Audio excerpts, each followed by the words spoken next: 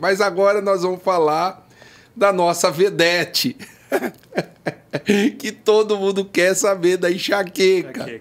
Né? Vamos definir primeiro a enxaqueca, depois a gente entra em alguns detalhes, como o que é enxaqueca com aura, trigger, etc. Fala aí pra gente, Mário, o que é enxaqueca? Por que dói a cabeça da enxaqueca? O que é enxaqueca? Enxaqueca é uma doença neurológica crônica, comum, muito e incapacitante. Ponto. É uma doença normalmente multifatorial. Então é interessante, né, montar aqui uma ideia, né, um modelo de também se basear no que é o sistema de dor, né? Para que serve o sistema de dor? Não é só para judiar, né? A natureza do sistema de dor tem a ver com defesa. É para você, antes de você entender que, por exemplo, uma chapa quente, tá, vai queimar a sua mão, você fazer a retirada. Entendeu? Então é defesa.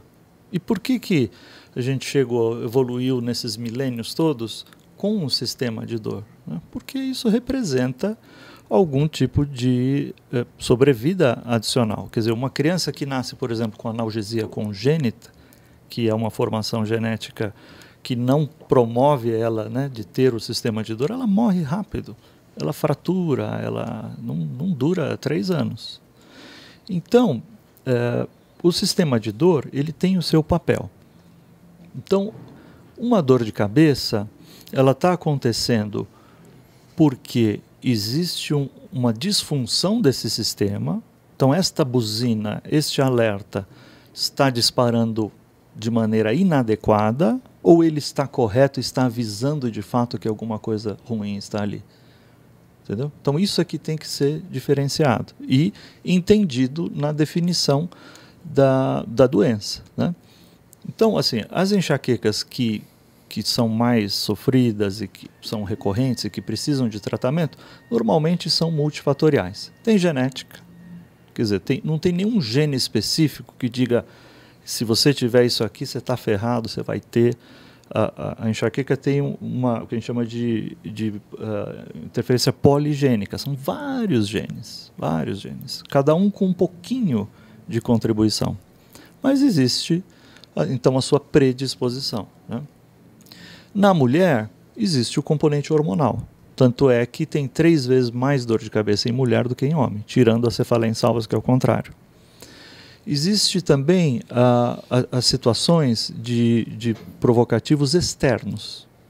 Então, qualquer sobrecarga física e mental vai desembocar nesse sistema. Então, vamos pensar num container, tá? Vamos pensar num balde que você tem as entradas, os provocativos, e aquilo vai acumulando até que passa do limite, transborda e dispara a crise. Então, você tem ali um tamanho de balde, de container, que talvez não aguenta tanto, mas você tem, por definição, uma desproporção de sobrecargas e descargas. Entendeu? Então, é isso que tem que ser visto em cada pessoa. Está tendo muita sobrecarga física, mental. Então, quais são as mais comuns? Privação de sono.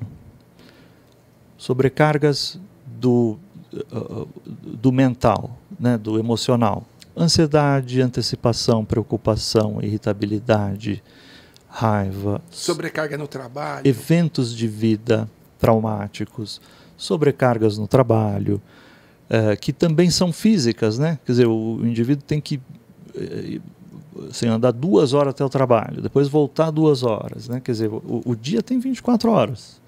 Não vai aumentar disso. Mas se você tem um desgaste grande, assim, uma necessidade de atuar em muitas horas do dia e não tem um descanso necessário, o sistema de dor vai ter que ser ativado. Aí você fala, para avisar o indivíduo, olha, ele está certo ou está errado? Vamos desativar o sistema de dor? Percebe? Na realidade, o sistema de dor está certo. Né? Na realidade, ele está certo. Ele tá certo, então né? tem que resolver o sono, tem que resolver essas situações que envolvem. Então, privação de sono, muito importante. As tensões mentais, desses vários elementos. Alimentar, que é um negócio que todo mundo acha, né, que dá muito mais valor do que realmente é. Mas é importante comentar. Qual é o fator alimentar mais importante? É não se alimentar. É o jejum prolongado, né? É o jejum. Aí existem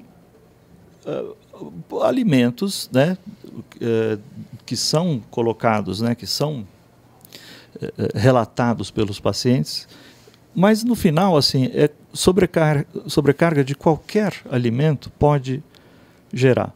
O álcool é o mais óbvio, né? Eu lembro, às vezes até alguém me perguntou, mas que eu vou comer, o que dá enxaqueca? Quando você começa a falar a lista, daqui a pouco o cara não come mais nada, né? Exatamente. A lista é muito grande. Então, né? A gente tem que ter cuidado também de não criar as fobias alimentares. Não, se eu comer isso, eu vou ter dor. Se eu comer isso, eu vou ter dor. Né? E a gente parte do princípio também que um indivíduo com 10 anos de história, ele teve, no mínimo, 10 mil eventos alimentares, certo? 3 por dia, 1000 por ano, tá? Se existe uma substância muito deflagradora, ele já sabe. E se a dor é 100% relacionada àquilo... É só cortar. Também não precisa de médico, certo? Fala, toda vez que eu chupo limão ou que eu chupo ingere uma fruta cítrica, eu tenho dor de cabeça. E depois você não tem mais nada? Essa pessoa não vai ao médico, porque o problema é a fruta cítrica, entendeu? Mas isso não ocorre no nosso dia a dia. Tira a fruta cítrica. Vamos tirar isso, tira aquilo, tira aquilo. Aqui no dia a dia é multifatorial. Mas eu acho que assim, se preocupar com a alimentação é importante. Então come direitinho, não exagere em nada. Essa é a minha recomendação para as pessoas. 3 questões que sempre emergem assim, e agora até talvez mais na moda, que é glúten, lactose e cafeína, que aí merece uma conversa a mais, né? Em relação ao glúten, existem aquelas pessoas com a sensibilidade, né, ao glúten, celíaco e tal. O que mais acontece é que a humanidade está num hipercarbo. Para você tirar glúten, você acaba tirando pão e massa. E aí isso é bom para todo mundo.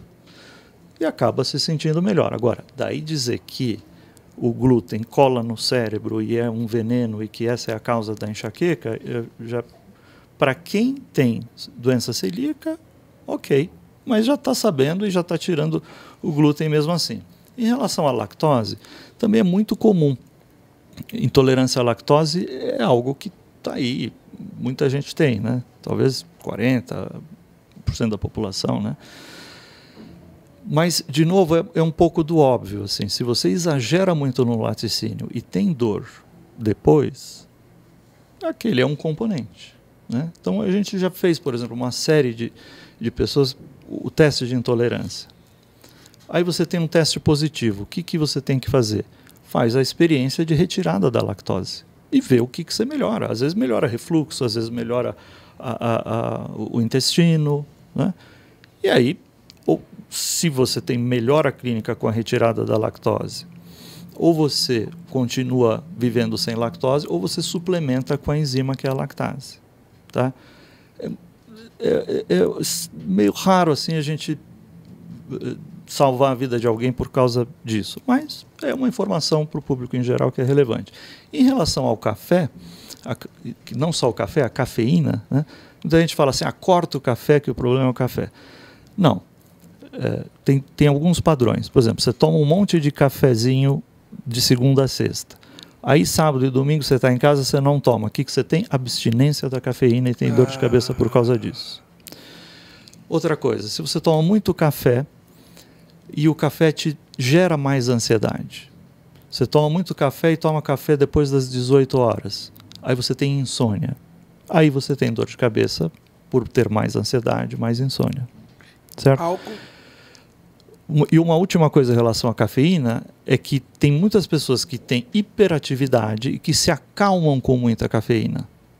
Ah, olha só. Aí é outra história. Aí vamos tratar a hiperatividade. Álcool é o álcool, né? O álcool deflagra, né? Dor de cabeça de tudo quanto é jeito. É interessante que o vinho tinto é mais causador para mulheres, certo? Do que para homens. E destilados e cerveja tende a dar menos do que para os vinhos, né? Tem aqueles com muitos compostos químicos, com taninos e tudo, mas o álcool em si, né?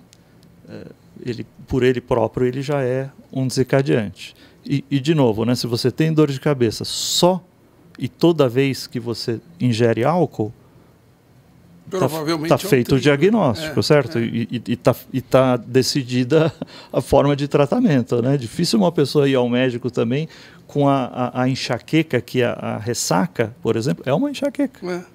É uma enxaqueca. Então, se você sofre de ressaca, ele já até se prepara. Né? O diagnóstico e o tratamento já está ali, sabe? Agora, amarrando, você deu muito mais ênfase para a sobrecarga do que para alimentação e consumo de algumas substâncias. A sobrecarga, assim, qualquer sobrecarga física e mental, incluindo a alimentar, ativa o sistema de dor. Tem que ser manejada. Nessas sobrecargas, também você tem que ver a parte externa, por exemplo, em relação à rinite, em relação a alérgenos. Também tem que estudar a parte hormonal, né? Então, tem as meninas que começam a ter enxaqueca depois do uso de um anticoncepcional. Pode ser o anticoncepcional. Tem as TPMs relacionadas e a enxaqueca menstrual, que é enxaqueca só no período perimenstrual. Então, existem maneiras de tratar até só naquele período e existem maneiras de manejar o ciclo hormonal também dessas mulheres para ter um equilíbrio, né? Então, você tem que olhar o paciente como um todo e identificar quais são os fatores, né? Que mais também que é importante citar? Sedentarismo. Então, não se exercitar é um fator de risco para ter dor. E dor de cabeça também, certo? Então, qual é a recomendação, né, para a saúde como um todo? No mínimo 180 minutos por semana, tá? Ou 75 minutos de atividade mais vigorosa. 180 é 1 hora vezes 3, certo? É melhor se exercitar no tempo de lazer do que enquanto você está trabalhando. O efeito é melhor. Mas, se der só para fazer caminhada, também melhor do que não fazer nada. Existem aplicativos, qualquer um aí abrindo o iPhone ou qualquer outro celular, você tem o aplicativo de saúde. Abre, gente, todo mundo. Veja quantos passos você está dando por dia, quantos passos por semana e monitora. E existe, então, uma relação, né, gradual, assim, cada 1.000, 2.000 passos que você dá a mais, você diminui o risco de obesidade, depressão, hipertensão, refluxo, apneia do sono. Provavelmente enxaqueca também. Em breve a gente deve ter esse dado, mas... Doença de Alzheimer, que já tem trabalho. Doença de Parkinson. Aqui é o 5º podcast que fala em exercício. Exercício. Que é fundamental. E aí, nós falamos em 5 eu comecei a ver, para mim mesmo, né, o número de passos e tudo, e comecei a abrir e pedir para os pacientes mostrarem quantos passos eles dão. Cara, é um negócio impressionante. Tem gente que... não anda. Não, teve esses dias eu vi uma pessoa que deu um dia 200 passos. Ela ficou deitada o dia inteiro na cama. Aí não dá, né? Entendeu? Então, é uma maneira de você monitorar e a pessoa ter facilmente uma ferramenta e um estímulo. Então, tá bom, você está fazendo em média 2.000 passos por dia. Tá ruim. Não adianta a gente querer ir para 7.000 ou 10.000, que seria a recomendação de saúde, né? Então, também tem essa de ou 180 minutos ou tentar atingir os 7.000. Se você está com 2.000, vamos para 3 primeiro, vamos para 4.000 primeiro. Né? Então, 1.000 passos seria praticamente assim 10 minutos andando. Entendeu? Pouco. Mas eu acho que estimular as pessoas a olharem, né, monitorarem e tentarem aumentar a sua quantidade de passos é um benefício para a saúde assim como um todo absurdo, né? Existem críticas para isso. Você fala, bom, eu levanto um monte de peso, faço um monte de ginástica na academia, mas não estou com o celular. Não, né? A turma jogando beach tênis, né? Fazendo atividades, mas não está.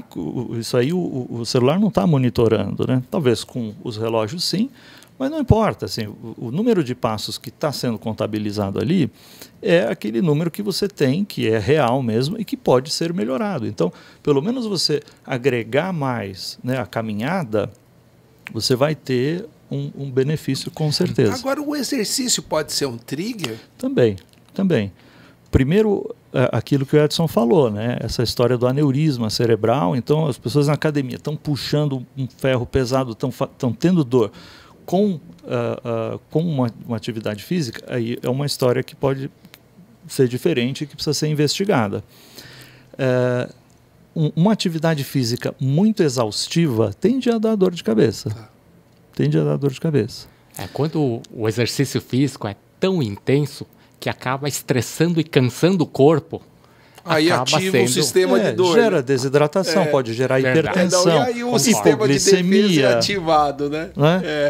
E a pessoa, ou até quem tem os forâmeos ovais, né, que vocês estão toda hora diagnosticando, né, através do exame do Doppler, mas aí existe também a investigação e a análise, o entendimento de qual é o mecanismo de exercício que está havendo. Né? Às vezes tem um shunt mesmo, né, direita-esquerda, às vezes tem um mecanismo só de exagero. Muita gente tomando as bombas e testosterona, ou mais simples ainda, né?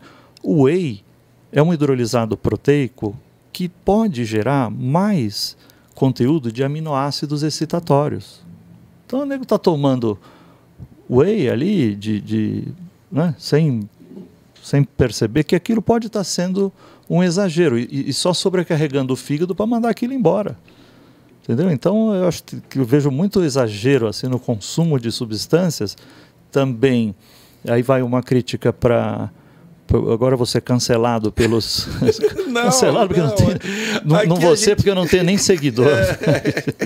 Os meus 3 seguidores... Do Instagram, né? Vai sumir. Vão sumir agora. Vai ter 0 agora. Agora tem 1. E aí você... Mas assim, tem uma certa irresponsabilidade dos educadores físicos de darem esses suplementos aí, mas, gente, sabe, vamos ver quais são... suplemento e testosterona, né? Prescrição, né? Que muitas vezes na realidade, exagerada mesmo. Você falou em atividade física, nós falamos em menopausa, nós falamos em dor, nós falamos em lombalgia, nós falamos em uma série de podcasts. Todos reforçaram a atividade física. O importante é a gente não querer achar que é atleta de alta performance. E na enxaqueca também tem uma outra coisa. Não dá para você fazer a mesma aula que todo mundo está fazendo. Começa devagar, porque senão vai te dar dor de cabeça. Vai dar dor de cabeça. E aí, um dos critérios, né, do diagnóstico, e parte do quadro de enxaqueca, é o agravamento da dor com movimentação, com atividade. Então a pessoa já tem aquele medo, aquele receio de ter uma dor provocada ou piorada pelo exercício. Então ela já, só pelo fato de ter enxaqueca, ela já deixa de querer se movimentar, de fazer exercício. O paciente com enxaqueca não gosta de fazer exercício. Não é culpa dele. Medo, é algo biológico. É mecanismo de proteção, às vezes. Ao mesmo tempo, você tem que reforçar para ele vencer aquela barreira, mas não dá para enfiar numa aula qualquer e receber a mesma prescrição de exercício de todo mundo. Está fazendo pouco? Vamos ganhar 180 minutos de caminhada por semana? Aeróbico, né? Ou anda. Você não está fazendo nada. está fazendo lá? Anda 180 minutos. Voltou, beleza? Vamos aumentar mais? Vamos puxar um pouco mais? Né? Quer dizer, e aí vem aquela história do controle parasimpático. Né? E aí muitos pacientes, isso é uma boa dica para quem está vendo, né, os clínicos ou neurologistas, vê o pulso do seu paciente. O cara está sentado, certo? Não está nervoso, está sentado em repouso e está batendo 90 batimentos. Pô, não é batimento para uma pessoa em repouso, com o sistema simpático-parasimpático equilibrado, entendeu? Então, ele precisa... Aí você vai dar um beta-bloqueador, talvez, mas faça exercício para você ter o parasimpático e... atuando mais. E aí, o que acontece, né, com um batimento desse? Não aumenta o fluxo sanguíneo cerebral? Aumenta. E aí vocês não estão cansados de ver os Dopplers lá de enxaqueca com... fluxo alto, né, Edson? Por quê? Eu acho que não é tão assim... eu acho que tem a ver isso também, sabe? É uma coisa para a gente estudar mais. Para estudar. Porque... Então você dá um beta-bloqueador, diminui esse fluxo sanguíneo cerebral. Né? E que outras coisas faz diminuir o fluxo sanguíneo cerebral? Temperatura, né? E que tenha ação contra a dor. Eu acho que esse é um caminho assim, de entendimento bem interessante. Vamos relembrar aqui, você falou um pouquinho, realmente a dinâmica do fluxo sanguíneo cerebral, só para dar uma chave, ela é diferente nos enxaquecosos. Isso. Você quer dar uma complementada, Edson? O indivíduo com enxaqueca costuma ter uma circulação mais rápida do que as pessoas que não têm enxaqueca, e a resistência cerebrovascular costuma ser mais baixa. Ou seja, é mais escancarado. Ou seja, o enxaquecoso costuma ter o que nós chamamos de a microcirculação cerebral. As pequenas artérias do cérebro costumam ser mais dilatadas de base, com uma circulação rápida do que as pessoas que não têm enxaqueca. Vamos recordar os sintomas e os critérios diagnósticos antes de a gente... Aí você vai contar pra gente o que é aura. Aura. A famosa áurea, né? Enxaqueca, então, no critério A, história de 5 crises na vida. Critério B, dura de 4 a 72 horas sem tratamento. Você pode tomar lá seu analgésico, cortar em meia hora, tudo bem, mas sem tratamento de 4 a 72 horas. Critério C, ter 2 das 4 seguintes. Ser latejante pulsátil, ser só de um lado da cabeça. Ser de moderada a forte intensidade e piorar com atividade, com esforço. Critério D, ter fotofonofobia ou náusea ou vômitos. Fotofobia é... incômodo com a luz, incômodo com o barulho. E o quinto critério, E, é não ser relacionado a uma outra doença. Quer dizer, você pode ter enxaqueca depois da ingesta de álcool e ser uma cefaleia secundária à ingesta de álcool, mas a natureza dela, a característica dela pode preencher esses critérios. Então, assim que se define enxaqueca. Precisa pedir exame? Precisa pedir eletroencefalograma? Não. Precisa pedir Doppler transcraniano? Não. Só vamos pedir Doppler quando? Quando a gente quer entender o mecanismo hemodinâmico. O mecanismo hemodinâmico do paciente. Precisa pedir neuroimagem? Mas para fazer o diagnóstico... Precisa pedir tomografia, ressonância? Não. Só quando a gente quer entender mecanismos adicionais. Tem algo em seios da face? Tem algo de coluna? Tem alguma coisa que você quer olhar a mais? Precisa de exames laboratoriais? Não. A não ser que você tenha uma suspeita de hipotireoidismo, de anemia, de alguma outra coisa que você queira investigar. Então, assim que é feito. O diagnóstico é clínico, é baseado nas informações do paciente e na sua análise do que você está entendendo do assunto. Antes de falar da aura, vamos falar do combo, alguns sintomas. Você falou um que pode ser a rinite, né? A rinite pode estar associada à dor. E esses pacientes com síncope, mal-estar, que levantam, isso é muito frequente quem tem enxaqueca? Isso também síncope quer dizer desmaio, ou sensação de desmaio. Isso também ocorre com frequência. A pessoa tem aquele desacoplamento, né? Então demora um pouco mais para adaptar a circulação quando ela está deitada e levanta muito rápido. Então, tem alguns segundos, aí se ela fizer isso muito rapidamente, ela tende a ficar com aquela tonturinha, escurecimento visual e depois, tudo bem, encaixa e vai embora, né? Então, a chamada desautonomia, ela está mais frequente em quem tem enxaqueca, sim. Uma outra coisa que acho que é importante a gente falar também são as dores de cabeça de madrugada.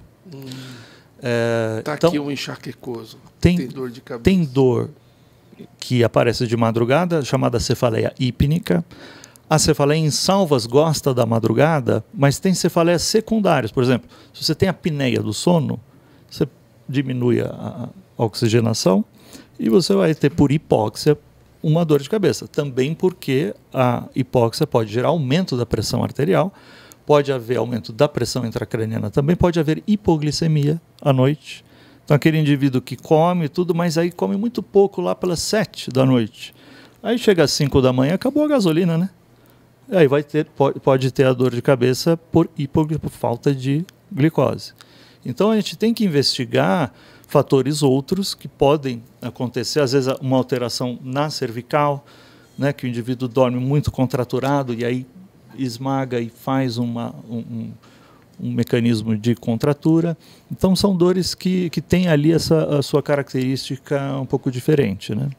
A dor em que a pessoa acorda de madrugada é um sinal de alerta para nós médicos, para descartar o que o Mário falou, síndrome de apneia do sono, para que, além disso, a pessoa, se fizer uma hipopneia, ou seja, se ventilar menos ou mesmo com a parada da ventilação, além de diminuir a oxigenação do cérebro, pode haver acúmulo de gás carbônico no cérebro, e o acúmulo de gás carbônico pode provocar vasodilatação microcirculatória cerebral, CO2, né? Aumenta a pressão intracraniana, né?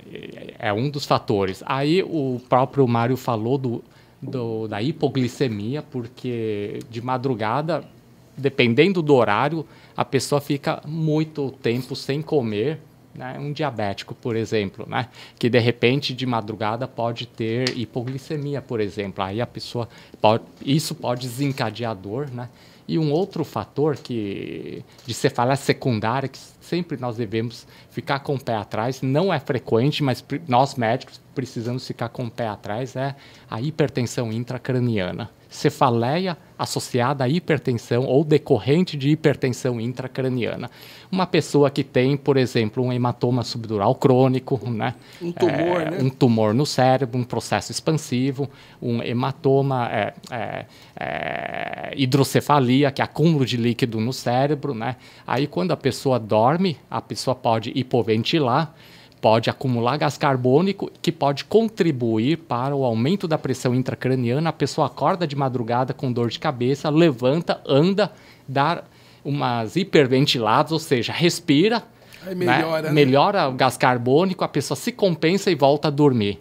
Então temos que prestar atenção. E a hipertensão intracraniana idiopática ou benigna? Essa, bem lembrado, Mário. A hipertensão intracraniana idiopática é uma condição clínica em que nós procuramos.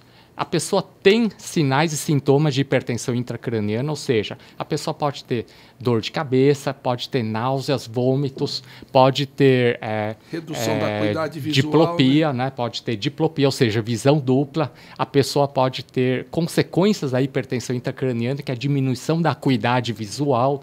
Ou seja, pode ter todos esses comemorativos da parte clínica, pode ter clínica de hipertensão intracraniana, só quando nós vamos investigar, nós não achamos tumor no cérebro, nós não achamos nenhum processo expansivo no cérebro, nós não encontramos hidrocefalia, que é acúmulo de água no cérebro, não encontramos hematoma ou hemorragia intracraniana que possa justificar um aumento da pressão intracraniana, como se fosse uma tomografia normal. Porém, quando nós vamos medir a pressão intracraniana, nós notamos que a pressão intracraniana é aumentada. Aí os pesquisadores conseguiram identificar alguns fatores. Por exemplo, o uso de alguns antibióticos, tetraciclina, por exemplo, uso de alguns antibióticos como fator associado, uso de substâncias derivadas de vitamina A, né? Tipo, intoxicação por vitamina A é um fator, né? Uso Obesidade, de substâncias ligadas à vitamina A, por exemplo, alguns quimioterápicos podem estar associados à hipertensão intracraniana idiopática, aqueles medicamentos para tratamento de acne, o Roacutan, né? Que são os medicamentos para tratamento de acne, né? Ou seja, várias substâncias, uma lista de substâncias que podem favorecer o aparecimento, além de obesidade, né? Obesidade. Então, quem tem uma dor todo dia, está acima do peso, tem alteração visual e zumbido, leva isso para o seu médico. É melhor, né? Isso. Porque às vezes pensa que é enxaqueca, né? Porque grandes chances com esses sintomas, dor frequente, alteração visual, zumbido e obesidade, o aumento do peso, que seja então uma hipertensão intracraniana cerebral, né? Isso. Isso é importante. Então, vejam vocês que nós falamos de sintoma de enxaqueca, mas a gente acaba falando das outras causas de dor, porque pela enxaqueca ser muito prevalente, as pessoas acabam se dando o autodiagnóstico, né? Sim. E às vezes não é enxaqueca, o tratamento é totalmente diferente. Por isso que a gente tem que alertar a população: cefaleia, dor persistente, 3 vezes, médico, vai procurar o médico, vai procurar o seu médico de confiança para ter um diagnóstico correto e um tratamento correto. E se tiver aura? Exatamente, eu ia perguntar da aura para você. Fala aí, aura. Vamos, aura, que né? É aura? Aura é aquela aura, né? Espiritual e tudo, né? Então, primeira confusão que é muito feita, né? Alguns chamam áurea, não é áurea, é aura. Aura. Aura. E não é a aura espiritual, né? Aura é um fenômeno, então, na maioria das vezes, visual. Pontos escuros, linhas em zigue-zague, pontos luminosos, manchas, que aparecem aí entre 5 minutos até 1 hora, às vezes mais, às vezes menos, mas na média assim, e que muitas vezes antecipam, né, antecedem o quadro da dor. Quanto tempo?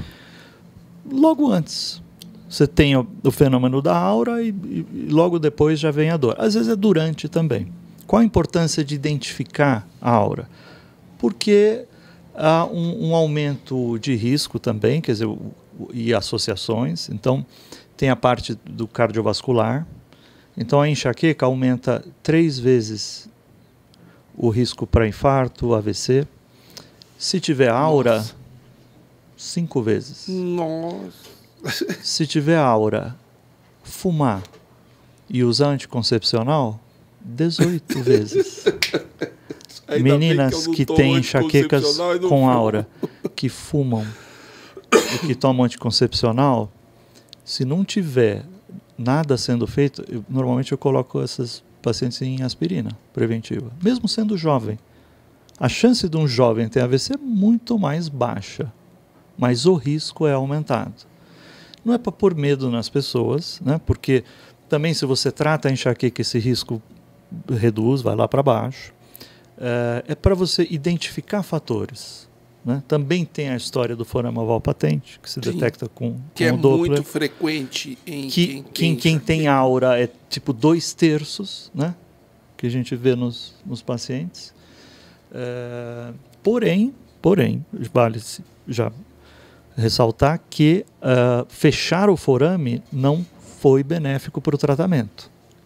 É mais para entender o mecanismo. Já tem 3 trials negativos de fechar forame oval em paciente com enxaqueca. Você explica rapidamente para o ouvinte o que é o FOP e quais os riscos? É o seguinte, no coração nós temos átrios e ventrículos. Né? Existe uma passagem que quando você estava na barriga da sua mãe, você não respirava pelo seu pulmão, certo? A sua mãe respirava por você e o sangue vinha por ela. Na hora que você dá primeira respiração, você abre o pulmão para oxigenar e fecha o caminho que vinha do da sua mãe. Muito bem. Então, essa passagem, ela é fechada, certo? Que é a comunicação entre os átrios. Né? Que é a comunicação entre o átrio direito e esquerdo. E aí, em 20% das pessoas na população, essa passagem ela pode ficar aberta. Quer dizer, se você aumenta a pressão do átrio direito, o sangue escapa para o outro lado. Uma parte só, né? E como que você aumenta a pressão do átrio direito? Com força, com atividade física muito exaustiva. Evacuar. E também com o estresse de aumentar batimentos. Então, e aí você pode ter essa passagem e isso ser um mecanismo adicional, porque aí no seu cérebro enxaquecoso, você vai pegar aquele sangue que não passou pelo pulmão, parte dele, né? Parte do sangue que não passou pelo pulmão, e o pulmão não é só oxigênio, ele manda embora bradicinina, ele manda embora ele quebra certas proteínas para mandar respirar, mandar embora, sair pelo ar, entendeu? Então você passa a ter um sangue, entre aspas, mais sujo, mais grosso, por isso que em alguns casos a gente dá aspirina, certo? Olha só. Então, se existe um cenário de AVC também no meio, ou crises que lembram AVC e tudo, a gente pode também ter que investigar a coagulação e saber se o sangue da pessoa está grosso ou não. Entendeu? Tem umas proteínas aí, os anticorpos fosfolípides, que são comuns de engrossar o sangue, aí pode precisar alguma conduta tipo aspirina ou até anticoagulação. Seu médico que vai definir isso, né? Então, assim, não é uma coisa para se preocupar, para achar que vai causar qualquer situação assim, em relação a cérebro, né, e a enxaqueca. Então, assim, não se recomenda hoje fechar o forame por razões, né, da enxaqueca e até de AVC, que é algo que se discute, mas assim que funciona, né? Então, assim, voltando para a aura, né? Então, a aura pode acontecer também isoladamente, sem dor. Exatamente. Vou fazer a pergunta: existe crise sem dor? Existe enxaqueca sem dor? Existe. Existe enxaqueca. Existe aura isolada, sem dor. Existem fenômenos de enxaqueca sem dor, tipo muito incômodo com luz, com o barulho, enjoo. Sono. E aí tem o pródromo, né? Pródromo é um negócio sensacional de conversar e as pessoas entenderem.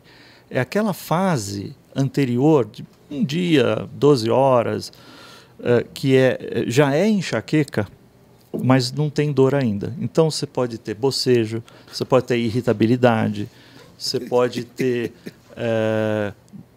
vontade de comer, às vezes, alguma coisa. Às vezes a pessoa confunde, né, a vontade de comer doce que dá no pródromo, e aí come o doce e tem uma dor de cabeça e põe a culpa no chocolate. Muitas vezes isso aí é o pródromo. Corta o chocolate, né? Porque dá dor. Né? É como se... Né? Então, e aí você pode ter incômodo com a luz, com o barulho, enjoo, tonturas, já nesse período antes de ter a dor, né? E às vezes fica só ali, também não evolui para a dor, entendeu? Então, existe sim, por exemplo, na criança, muito comum a enxaqueca abdominal. São crises de dor abdominal, cólicas, recorrentes. Investiga, vira do avesso a criança, né, faz tudo quanto é exame, no final, enxaqueca. Na família tem enxaqueca? Às vezes de pequenininho, né? Então, a gente também identifica muitas vezes isso. E aí tem o capítulo das tonturas, que é outra coisa também bastante relevante, né? Porque a enxaqueca também cursa com tontura, mais a tontura desequilíbrio, mareamento, do que a tontura de rodar, né? É um sintoma próprio da enxaqueca, mas também tem as síndromes vestibulares associadas à enxaqueca. Uma nota importante, assim, cuidado, gente, quem está tomando flunarizina, que é um bom preventivo para enxaqueca, mas aumenta peso e aumenta risco de depressão. Tremor também, né? Tremor, parkinsonismo. Só que não precisa de receita. Então você, de repente, está lá, ficou super bem com a flunarizina e vai tocando, vai passando os anos e vai ganhando peso né? Ganha 20 quilos, né? Tem depressão e... Cuidado. Toma cuidado. Cuidado, né? cuidado. Bom,